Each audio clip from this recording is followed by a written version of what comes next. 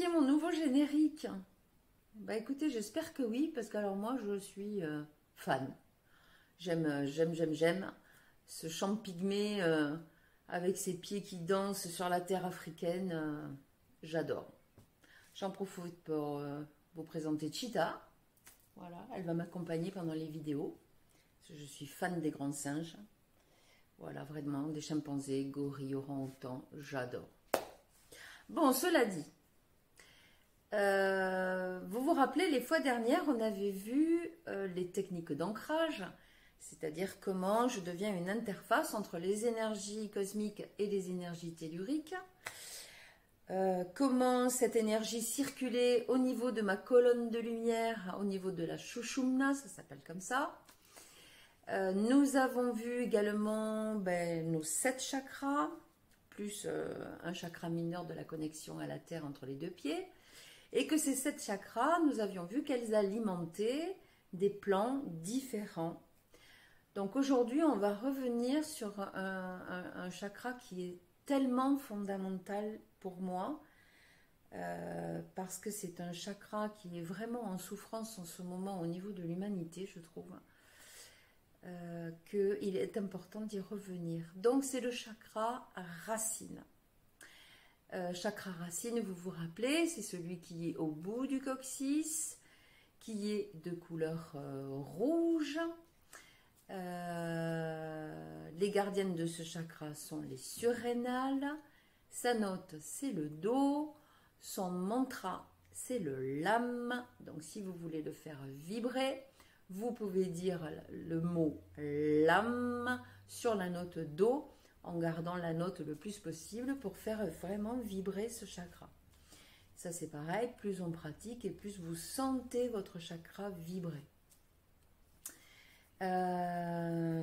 Donc c'est le chakra du plan physique. C'est vraiment le chakra de la matière, c'est-à-dire tout ce qui nous entoure, le milieu dans lequel on vit, tout ce qu'on fait, tout ce qu'on touche, tout ce qu'on palpe. C'est le chakra de la profession.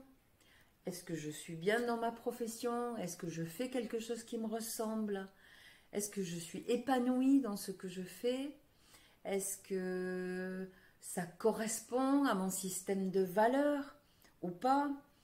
Voilà, c'est les questions qu'il faut se poser par rapport à ça. C'est le chakra du foyer. Est-ce que je suis bien dans mon foyer? Est-ce que je suis en accord avec mon foyer, la déco de ma maison? Est-ce que je me sens bien dans mon foyer? Comment je me sens en couple? C'est le chakra lié à l'argent. Alors l'argent, quel est mon système de valeurs par rapport à l'argent? Est-ce que je suis sans culpabilité par rapport à l'argent? Est-ce que gagner de l'argent pour moi est un problème? Avec cette sensation de culpabilité ou de se dire oh, je ne l'ai pas mérité, ou ceux qui gagnent de l'argent, c'est louche. Ou est-ce que j'ai vraiment un problème lié à l'abondance? C'est-à-dire j'ai beau travailler, j'ai beau essayer de mettre des choses en place, mais je n'ai pas le retour d'argent. Voilà. Donc il y a quelque chose peut-être à aller voir au niveau de ce chakra. C'est le chakra de la relation à la maman, la relation à la mère. C'est-à-dire, la mère peut transmettre de manière totalement inconsciente pas mal de peur. Par exemple, la maman qui va dire ne marche pas pieds nus dans la terre, c'est sale, marche pas dans le sable, tu vas avoir plein de grains entre les orteils, ne t'approche pas de l'eau, tu risques de te noyer. Ben voilà, de transmettre ce genre de peur, ce peur d'ancrage à la terre. Quoi d'autre? Donc c'est le chakra effectivement de la sécurité. Alors ça c'est un thème très important en ce moment. Ma sécurité. Donc on l'a vu, hein, sa localisation c'est au niveau du coccyx, au niveau du périnée. Donc, c'est la localisation de ta propre sécurité. Donc, si tu as un chakra qui n'est pas efficient, eh bien, tu vas avoir ces sensations d'insécurité en permanence. Le problème étant, du coup, qu'est-ce que je suis prêt à accepter pour avoir cette sensation de sécurité? Parce que cette sensation de sécurité, il faut bien se rendre compte qu'elle ne vient pas de l'extérieur. Tu vas te sentir en sécurité qu'en travaillant ton intérieur. C'est ta propre sécurité qu'il faut travailler. Ne pas attendre que la sécurité vienne de l'extérieur, ça c'est juste pas possible. Donc le problème étant, qu'est-ce que je suis prêt à accepter pour me sentir en sécurité? À méditer. C'est le chakra également de la confiance en soi. C'est-à-dire, est-ce que je vais pouvoir ancrer dans ma matière un projet, un souhait, un désir de changer de travail? Comment je vais pouvoir ancrer ça dans la matière? Est-ce que je vais pouvoir le faire facilement ou pas? Parce que tu te rends bien compte que avec un chakra déficient, tu vas avoir un projet, tu veux par exemple changer de travail, mais déjà tu vas avoir peur de le faire, ou tu vas avoir des réticences à le faire, tu ne sais pas comment faire, tu ne sais pas comment ancrer ton projet dans la matière, ou tu ne sais pas vraiment vers quoi te diriger, comment changer de boulot, vers quoi aller, c'est quoi mes aspirations, qu'est-ce que j'aime faire. Voilà. Donc, vous voyez que ce chakra, pour moi, est quand même très important, surtout en ce moment où on voit qu'il y a beaucoup de personnes qui ont vraiment envie de changer de vie, qui ne se sentent plus bien dans leur job ou dans leur vie, ou les deux. Voilà, donc c'est vraiment un chakra qu'il faut travailler. Voilà, il faut le travailler. Donc, il y a diverses matières pour le travailler, mais déjà la technique d'ancrage, c'est déjà une très très bonne technique. Alors quand ce chakra est parfaitement en harmonie, on va dire, eh bien on a des personnes qui sont dans la joie de vivre, qui ont cette réelle volonté de vivre, on sent qu'ils sont bien incarnés, qu'ils sont joyeux d'être sur Terre, ils sont dans un épanouissement dans la matière, il n'y a pas de souci dans la matière particulier, il n'y a pas vraiment de souci d'argent, il n'y a pas de souci de foyer vraiment. Voilà, ils sont vraiment pleinement incarnés et heureux d'être sur Terre. Quand ce chakra par contre devient hyper actif, alors on rentre dans une sorte de déséquilibre, on va se retrouver avec des personnes qui sont très très très matérialistes, voire allant jusqu'à l'avidité.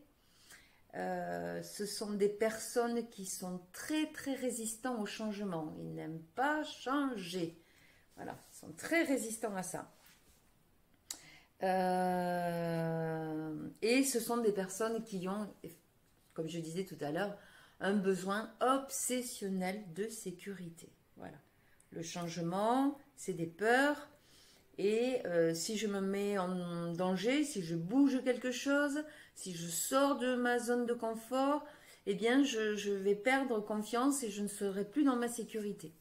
Je ne serai plus dans une sensation de sécurité. Donc ça, voilà. Ils ont ce besoin obsessionnel de bien rester dans la sécurité.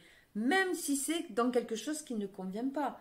Même si c'est dans quelque chose d'éventuellement de négatif. Mais au moins ça, ils connaissent. Donc ça, ils connaissent, ils gèrent. Donc on ne va pas sortir de là. On va rester dans notre sécurité. Donc évidemment, pour faire changer, c'est un petit peu compliqué. Quand ce chakra, au contraire, est déficient, donc il n'est pas assez ouvert, eh bien on va avoir des personnes qui sont un peu en état légèrement dépressif, où il y a un manque d'élan de vie, il y a un manque de joie de vivre, il y a une certaine apathie, on ne bouge pas trop, on ne prend pas soin de son corps. on n'aime pas son corps. Voilà, il y a plein d'effets néfastes à ce chakra qui est déficient.